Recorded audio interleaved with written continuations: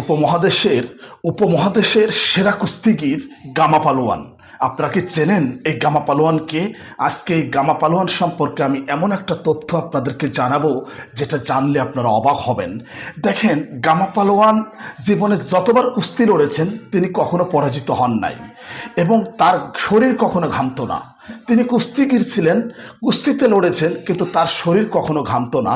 একদিন আল্লামা ইকবাল তাকে স্টেজে দাঁড় করিয়ে দিলেন এবং তিনি এভাবে বললেন, আজকে আপনাদের সামনে বক্তব্য রাখবেন উপমহাদেশের সেরা কুস্তিগির গামা পালোয়ান। ঠিক এভাবে আল্লামা ইকবাল ঘোষণা দিলেন। যাই হোক, পরিস্থিতিতে বাধ্য হলেন গামা পালোয়ান স্টেজে উঠলেন এবং তিনি মাত্র 3 মিনিট স্টেজে দাঁড়িয়েছিলেন এবং এই 3 মিনিটের মধ্যে তার শরীর ঘেমে একাকার, অর্থাৎ তার মাথা থেকে ঘাম পা পর্যন্ত ভিজে যাচ্ছে এমন একটা অবস্থা।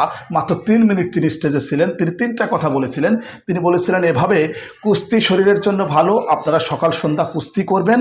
আর একটা কথা বলেছিলেন। যাই হোক, তিনি স্টেজে উঠে মাত্র 3টা কথা বললেন 3 মিনিটের মধ্যে।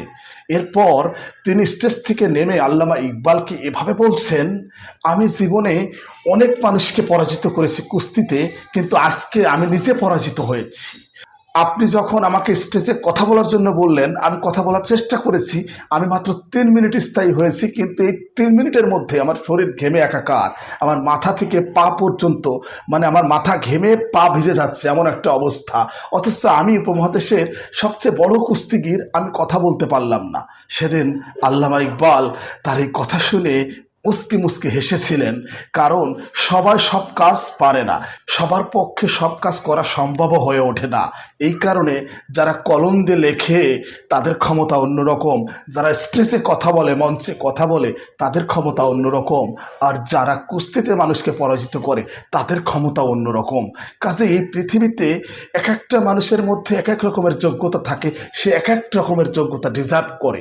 এটাই এটাই আমাদেরকে বুঝতে হবে।